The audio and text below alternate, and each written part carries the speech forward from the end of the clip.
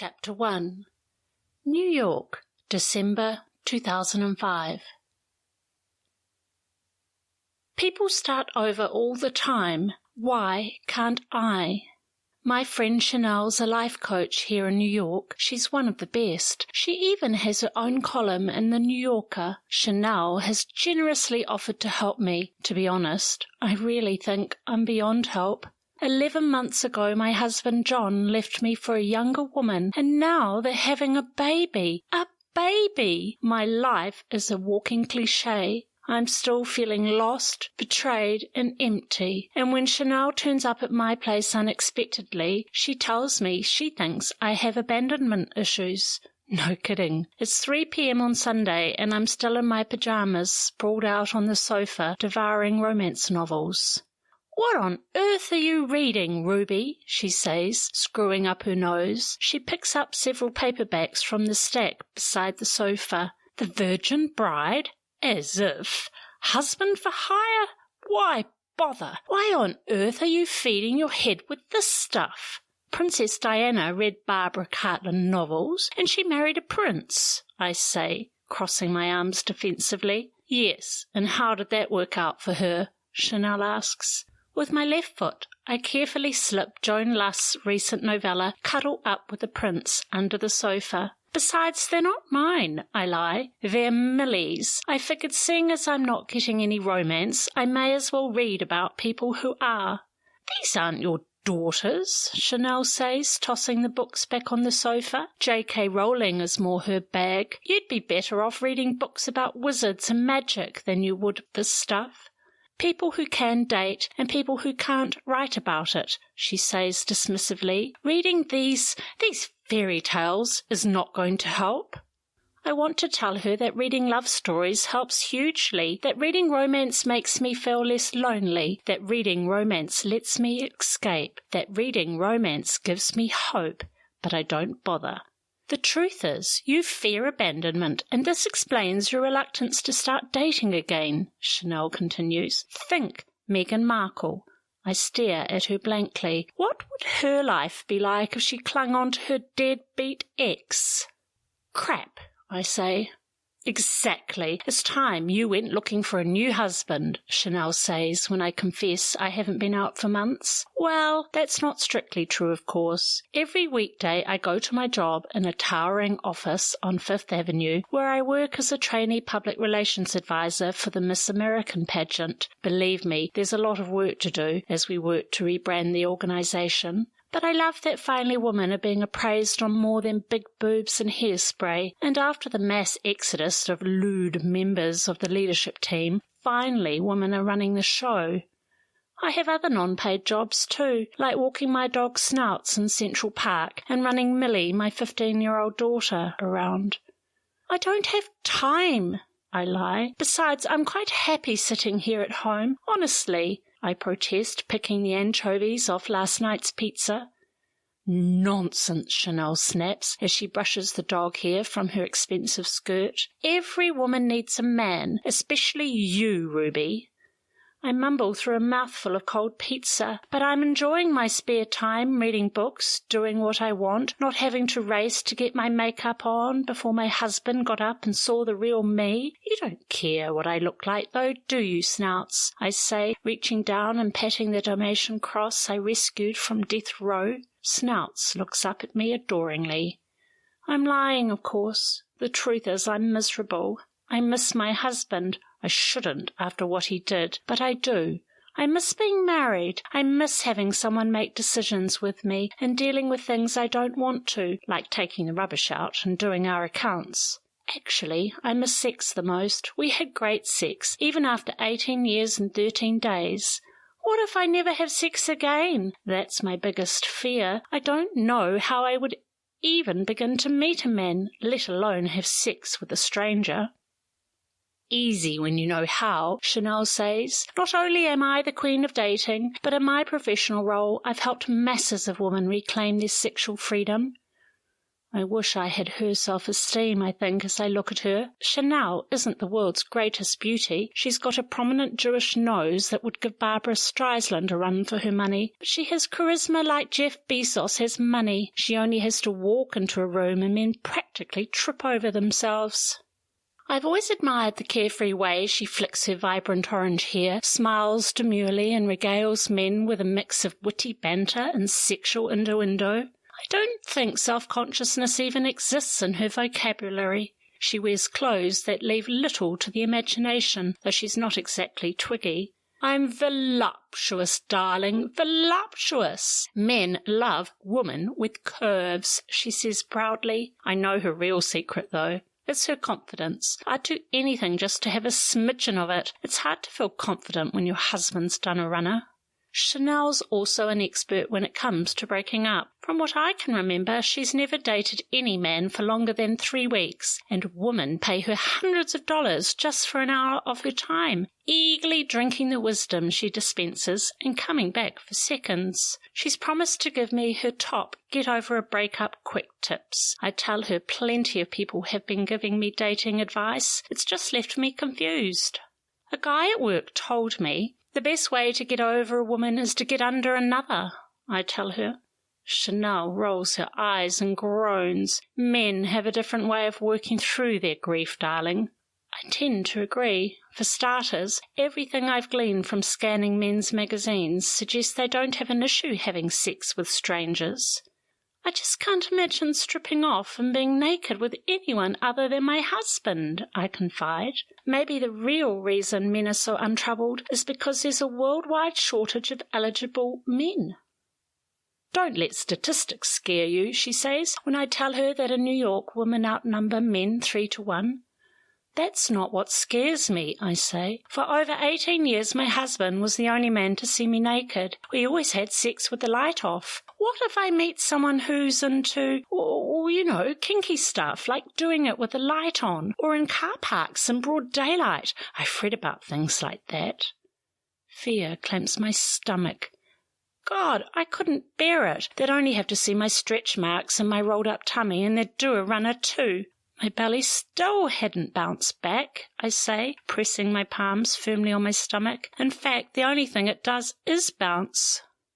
Chanel's finger rests on her lips as though she is savouring diplomacy. Breaking up is hard to do, Ruby. Everyone knows that. But crying over spilled milk isn't going to bring him back, she says, her voice thick with intensity. I think 18 years of marriage is a bit more than a puddle of milk, Chanel. It's a figure of speech, Ruby. Of course, I am sensitive to the fact that you've been together a long time, but to be honest, you are rather dragging out the healing process.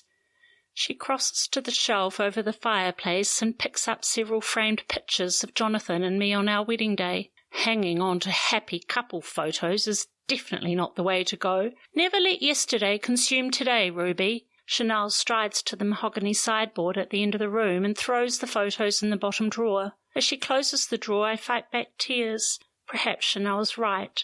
Hanging on to memories only pulls me back into a past that is no longer my future. If you can help me get over the humiliating fact that my husband abandoned me for another woman and got his PA to send me a text confirming my marriage was over, you're a miracle worker. I just can't let go. I just can't move on. You just want your old life back, Chanel says, finishing my sentence. Never gonna happen. The truth knives through me, jolting me to a stop. The text thing was pretty low, I know. I feel it, but don't worry, have faith. Life is about to get a whole lot better. I am a miracle worker, darling, she says confidently. I hear that from clients all the time. Trust me, darling, before long you'll be thanking that vixen for taking him off your plate. Somehow I doubt that. I gaze nostalgically at the mahogany sideboard, then turn to her and force a smile. Still, I'm willing to be convinced. I'm going to share a few of my miracle cures with you. Are you ready for number 1 of my hot tips?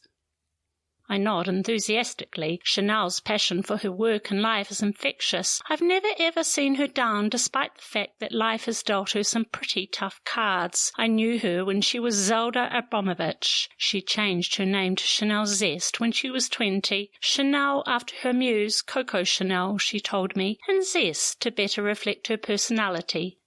It all sounded plausible at the time, but I knew the real reason was that she wanted to emancipate herself from her past. I wouldn't mind being able to liberate myself from my entire family, but we'll get to that later. Chanel's come a long way since those troubled days. I figure if she can reinvent her life after all she's been through, then she can help me too. Start keeping a journal. It's a wonderful way to start your day, she continues enthusiastically. Early each morning, pour out your feelings onto the page, empty the horrible stuff out of your head onto paper, then write some positive intentions about how you want to feel. This will free you up and allow you to enjoy the rest of the day, I promise. Sounds wonderful, I say, nibbling my nails. I'd love to stop going over and over and over all the things that I must have done wrong to make John leave, and wondering about all the ways I could have tried to make him stay. Things like, if only I'd dressed more sexily, given him blowjobs. Chanel thrusts her hand in the air. Stop! Blowjobs don't determine a happy marriage. According to Barbara Cartland, they do, I say glumly. She says that's why Charles left Diana. Camilla is why Charles left his marriage, Chanel says firmly. Cheating spouses are why marriages end. Perhaps if I hadn't been crabby when I had my period, or been more understanding when his favourite team got thrown out of the World Cup, or if, let's be honest, Chanel, if I'd been younger. Stop with that terrible self-talk, Ruby. Do you have any idea what power your words and thoughts have over you? What are you feeling in your body right now? In my body? I look down at my chest and then my feet. All I can see is Mickey Mouse running up and down my flannel pajamas. I've got no idea. It's not saying anything to me. Should it be? Your body is your temple, Ruby. It speaks to you all the time. You just haven't been tuned into it before now. Notice what your body barometer does when you start going on and on and on and beating yourself up like that. It makes you depressed, doesn't it, darling? No wonder when you start affirming that kind of rubbish. If only, if only, if only. Start saying something kind, something loving, and see what happens. Getting rid of that processed food would help too. Screwing up her nose, Chanel picks up the remaining pizza and gives it to Snouts, who looks at it with disinterest. It's not even suitable for the dogs, she says, turning back to face me. Now tell me, right now, 5 things that are great about you. I trawl through my memory bank and draw a blank. Gosh, you'll probably think I'm a real sad sack, but I can't even think of one. You don't think I'm a lost cause, do you? Of course I don't, darling. No judgment, Ruby. It's quite normal. You wouldn't believe how often people struggle to think of anything nice to say about themselves. Do you know there's a global self-esteem virus? Why else would so many people be popping Prozac? I avoid Chanel's gaze and wonder if I should be cancelling my prescription of antidepressants. Well, there's your first bit of homework, Chanel says. Keep 2 journals, one for recording all the sad sack stuff, things like how you're feeling, times when you feel blue, angry, etc. Then get yourself a fun, funky journal. We'll call it the Passion Journal. Start collecting positive things people say about you and record things that inspire you or make you feel good. Chanel reaches into her bag and pulls out a small spiral-bound notebook. Here's your first bit of feedback. She rips out a page and hands it to me, along with her favourite citrus orange Schaefer fountain pen. Write down what I am about to say and then transfer it to your Passion Journal. You are a kind, generous, loyal, intelligent, and resilient woman. The pen crawls across the page. I feel like such a fraud. Tears bleed across my eyes as I write each word, but then I start to feel better. I hadn't realized how much I needed to hear someone say something nice about me. I stand up and give her a hug. I don't think anyone has said anything quite so nice to me in a very long time, I say. I'm sure they have, darling. But words are like photos. Unless we record positive memories, we forget them. It's amazing how memorable criticism is, though, which leads me to my next top tip for getting over a breakup fast. Learn how to meditate. Meditation is the biggest thing since gluten-free bread. I don't know, Chanel. I really don't think I could handle shaving my head, and I can't see myself wearing a yellow robe any time soon either. Don't be silly, Ruby. You don't have to go all weird and new age to meditate. Just saying some simple things over and over is enough. Like what? I ask her. Like bar, lamb, sheep. Sounds pretty weird to me, Chanel. I'm joking, silly, but the truth isn't too far away. Any word can be a mantra. Mastering the art of meditation is simply disciplining yourself to repeat the same word over and over again. By concentrating on only one thing, you can gradually silence the thousands of random thoughts that are spinning around and around in your head. Saying one thing over and over sounds easy enough. I decide to try meditation tomorrow. I'm keen to start feeling better, and Chanel must know what she's doing because she's the life coach and has qualifications coming out her ears. The next tip is fabulous, darling. I know you're going to love it. Eat loads of chocolate ice cream. She suddenly looks serious. The ice cream has to be Movenpick. I'm starting to wonder about Chanel. Her advice doesn't sound very normal, but then Chanel is quite possibly the zaniest person I know, and I do like ice cream, and Movenpick is exquisite. The next tip is in the same box as getting rid of photos, Chanel says. I brace myself. Delete lovey-dovey emails, bin the heart-wrenching texts, and burn old love letters. I bite my lip pensively. I'm a romantic at heart, and asking me to throw away my love letters is like asking Linus or baby Bop to throw away their comfort blanket. I'm not sure if I'm ready for this. Hanging on to old emails is seriously bad relationship feng shui, Chanel insists. Change the energy flow in your home, darling. Change your life. Sure would be great if all I had to do to get over Jonathan was press delete and whammo, he'd be gone, I say. Believe me, it is, Chanel says. And that, darling, that and dating and time. Of course, might I say, I think you've had quite enough time. Grieve any longer than 11 months and you'll head down the slippery slopes of depression. Believe me, that's the last thing you want. It's a steep climb once you've plummeted. Besides, you don't want Jonathan to think he's won, do you? I shake my head. Good. I can tell you, both as your friend and life coach, that there is no way I'm going to let that cheap cunt out of that breakup better than you. I suddenly feel self-conscious sitting around in my pajamas. Perhaps I am sliding toward the icy slopes of depression. I guess I can store my letters at my parents' and retrieve the emails back from the trash can if I don't feel better, I whisper tentatively. Chanel's brows furrow into a scary frown. What's the point of holding on to them? Chanel says impatiently. They're only words from the scum that left you for another woman. Ouch, that hurts, but it's true. I resolve to push delete as soon as I get to work. The next tip is a no-brainer.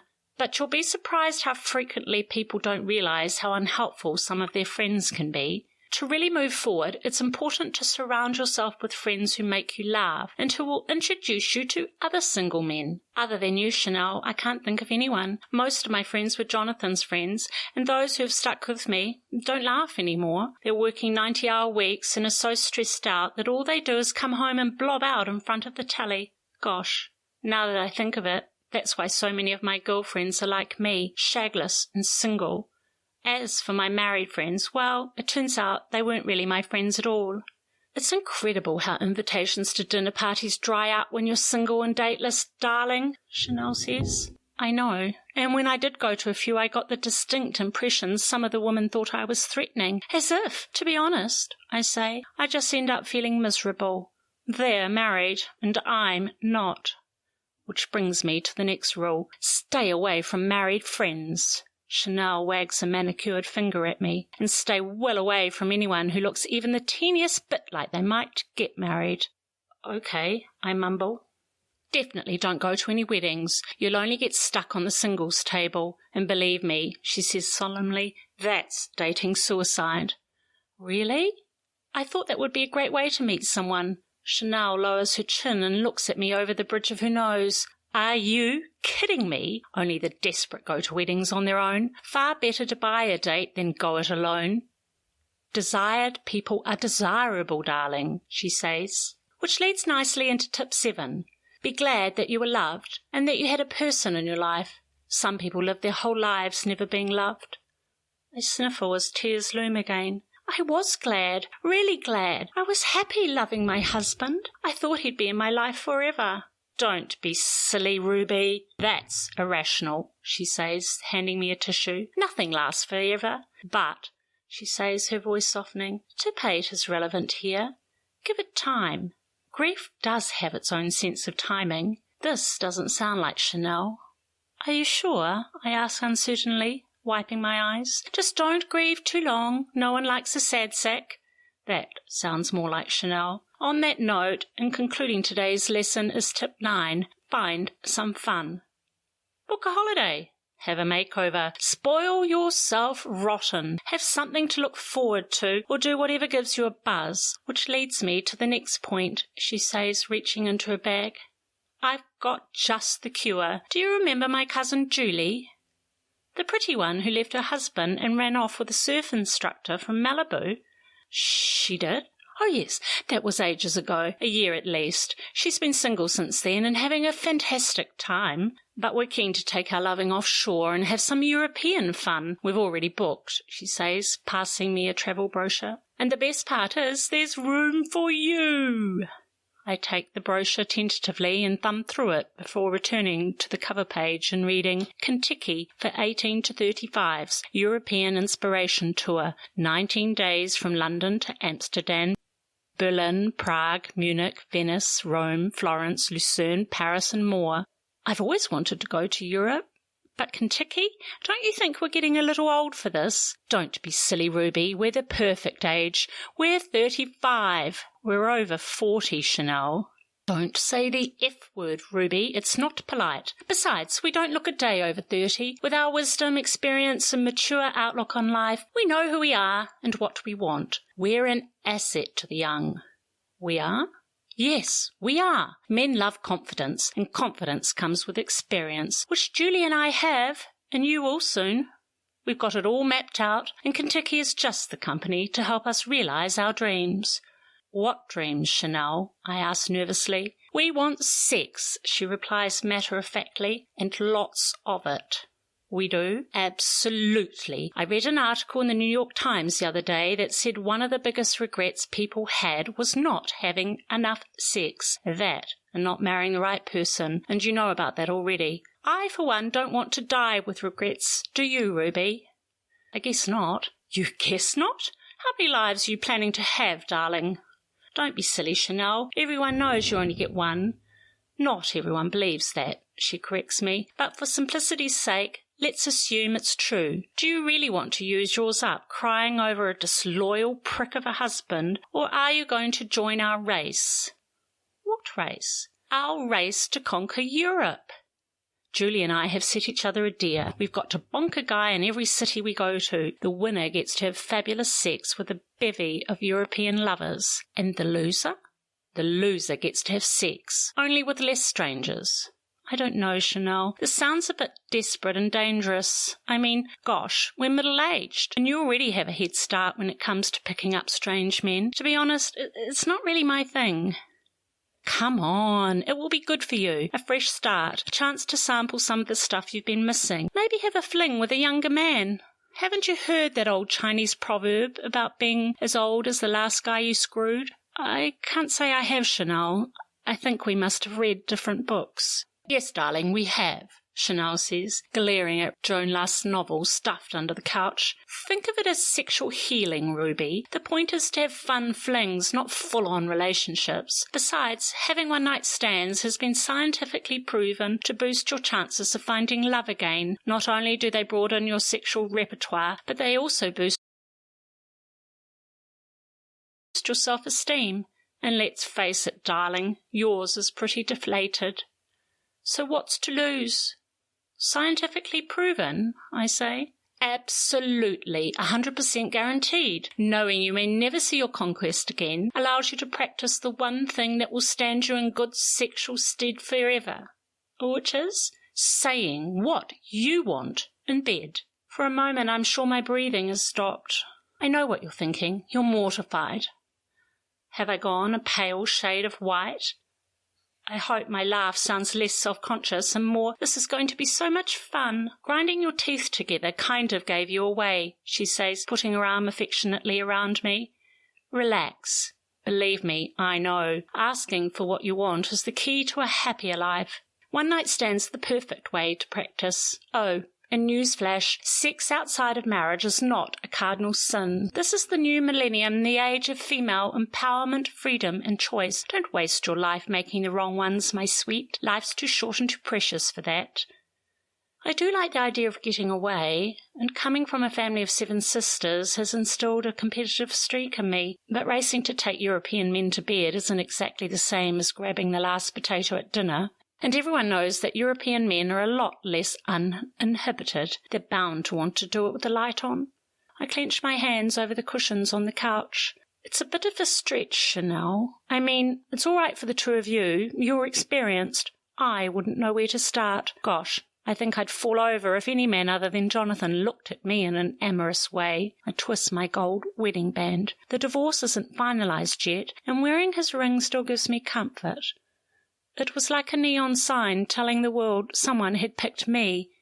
I was wanted. Don't worry, Chanel says. We'll get you up to speed. I'm a life coach after all. Helping people with relationship issues is my specialty. Suddenly I'm more nervous than when Millie tricked me into going on the world's biggest, oldest and most rickety roller coaster. I'm half excited and half out of my mind with fear. Mostly it's fear, I feel, as I say. It all sounds great. When do we start?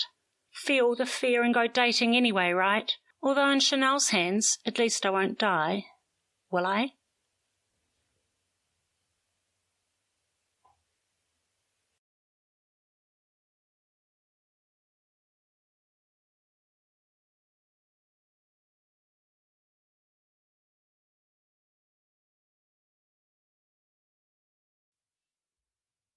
Chapter 2. Midlife Meltdown. Maybe I do need to see a counsellor after all, I say, handing Chanel a tumbler filled with refreshing gin and tonic.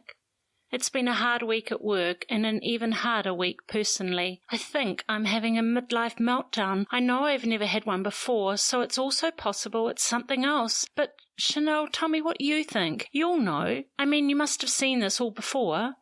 Darling, I'll need more detail to make an accurate diagnosis. She places the tumbler down on the glass coffee table and looks around the room. Now, where did I put my stethoscope? Laughing, she reaches behind the cushions on the couch. I could have sworn I left them right here when I examined my last victim, client. I'm being serious, I say. I walk over to the stereo unit tucked away in the floor-to-ceiling bookshelves and turn the volume down. I don't feel quite myself, I continue, turning to face her. In fact, I feel positively glum. I just feel so confused about everything. Everything? Like what everything? Her lips still smile, but her eyes study me seriously, like who I am and what I'm doing and where my life is going. Oh, that kind of everything. Chanel nods sympathetically. I've been trying to stay positive, like you said. I've been doing the running meditation, religiously in fact, and Snouts quite enjoys it. I end up calling his name so often, trying to coax him away from all the female dogs. His name has become my mantra. Why do dogs have to sniff each other's bums? I'll never know. Anyway, I say, I got rid of all my old wedding photos. I binned a lot of them. Well, not quite binned. They're in storage, but it's close enough, and you were right. It was incredibly freeing. It's just, well, despite all your fabulous tips, I still feel down. What are your symptoms? Hot flushes? Night sweats? Mood swings? Panic attacks? No, nothing like that. Oh, that's good, Chanel says. We can rule out premature menopause then. Oh, God, I've still got that to look forward to, and I'm already depressed and in a bit of a rut. I had my whole life mapped out. I was going to age peacefully into retirement, knowing that I had my man by my side. If he'd told me he wanted more, something different, well, I might have tried to accommodate him. If he'd wanted a mistress, I might have turned a blind eye, like the French do. But divorce? God, no. You've spent your whole marriage accommodating him. You deserve a sufferance medal if you ask me. I know you never liked him, but I did. I loved him, and now I feel such a failure. All of my sisters, all 6 of them, and my parents are still happily married, not a blemish. Then along comes me, the black sheep. My voice began to shake, a blight on the family album ever since I was born. Tears well in my eyes. I can't seem to do anything right, as my parents so frequently remind me, and I feel stupid, so incredibly stupid. Why didn't I see it coming? Surely there would have been signs, lipstick on the collar, weekends away. Jonathan's such a tight ass when it comes to spending money. I'm sure the whole affair probably took place in the laundry cupboard at work. I knew she was trying to use humour to lift my soggy spirits, but I couldn't even manage a smile. I never saw it coming. Never. I begin to tremble, then the floodgates open. For the first time in months, I bawl my eyes out.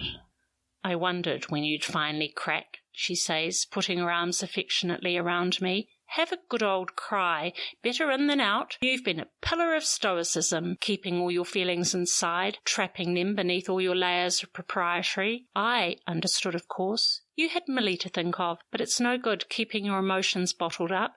That's a surefire way to aid and abet that demon depression. Think about it.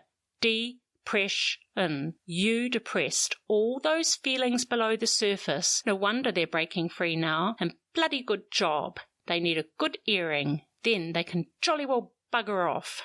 Do you think I'm going mad? I sob. I'm so afraid I'm losing my mind. I can't sleep. I eat all the time in some sort of desperate attempt to soothe myself. And now look at me. I look like Mrs. Blob. Miss Blob, I correct myself despondently. You're not going mad. Quite the opposite, really. The biggest mistake people make is thinking they can go around being all jolly all the time. Quite ridiculous, darling.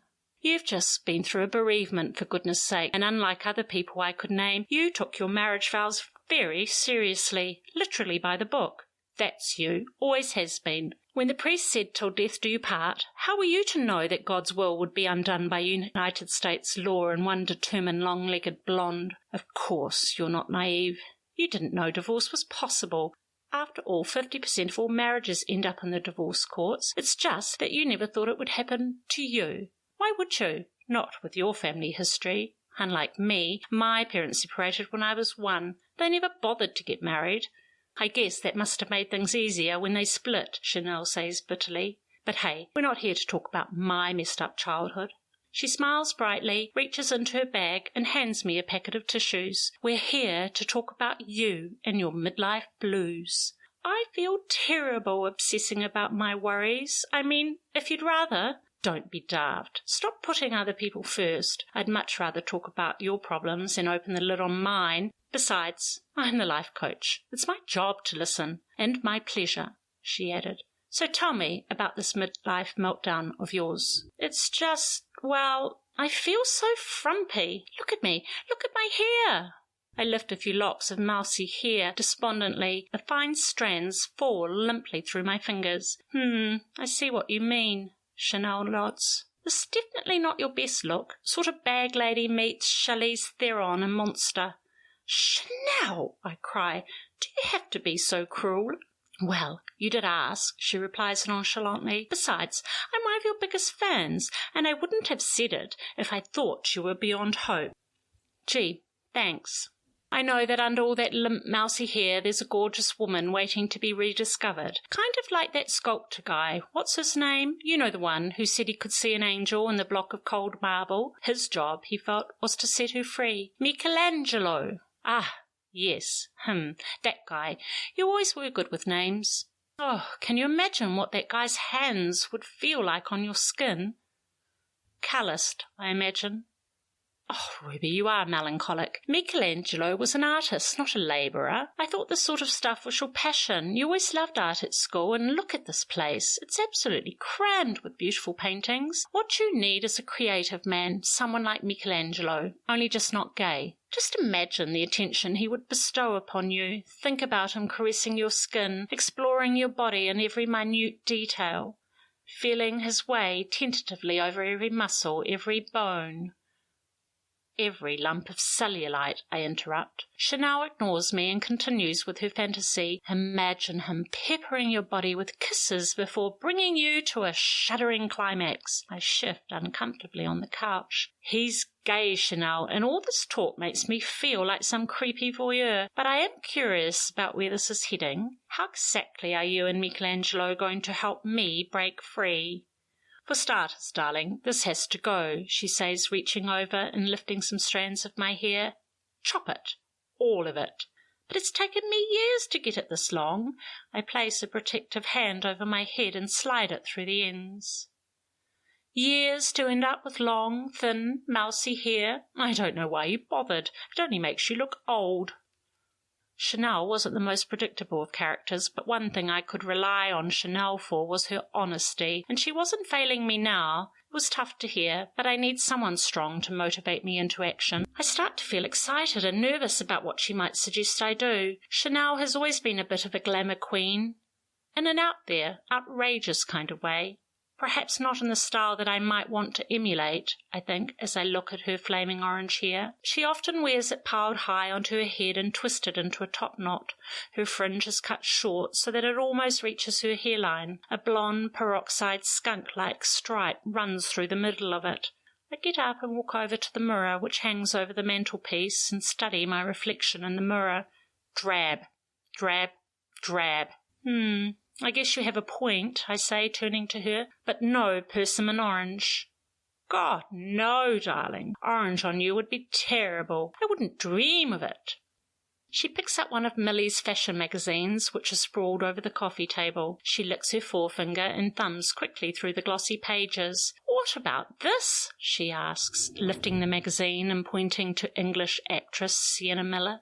Jude Law porked his kid's nanny and she did a bobbit. She didn't cut off his penis, which in my book she should have, but she did cut off her hair, and now look at her. The press loves her, and her career's never been healthier, Chanel says. To be honest, I preferred her hair longer. Is there anything a bit less severe looking? I wasn't quite ready for hair that barely touched the top of my ears. Chanel points to a photo of the singer Faith Hill sporting a new layered bob. Oh, I quite like that, I say, beginning to get enthusiastic. Did her man jilt her too? No. Her hair was so badly frizzled she was left with no option. Chanel studies my hair intensely. Yours is pretty frizzled too, Ruby. It's stress. It's hardly surprising. You've had 2 major stresses, make that 3 in the space of 1 year. Impending divorce, moving house, change of financial circumstances. Oh, and career, so that's 4. I'm amazed your hair hasn't dropped off completely. I look at her with horror. Oh, you don't think it's going to, do you? I could see it now, bald, fat and single for the rest of my days. Not if we act fast and give it the chop. How about a combo? Let's blend a little bit of Meg Ryan's tousled just got out of bed hair, Faith Hill's sleek and sexy, and Sienna Miller's blonde bombshell. Me? Blonde? I can't imagine it. I'll look like mutton dressed as lamb. Not a chance. Not with me as your creative director. I threw her a dubious look. Striped stockings, orange cardigan, mauve skirt. Okay, so they were all designer labels, but subtle Chanel wasn't. She looks more like an impressionist painting. A riot of colour clashing in an orgasmic symphony. I know what you're thinking, but just because I dress like this doesn't mean I'm going to create a clone. This is my signature look, my brand, darling, my statement. My je ne sais quoi, my DNA. She threw her hands around her as she spoke. All right, I get it. It's you. Secretly, I envy the way she lives her life with colour. She knew how to wear clothes that suited her personality. I couldn't think of many people who could throw together such an eclectic array of clothing, like a person throwing together a salad with whatever was on hand, and pull it off.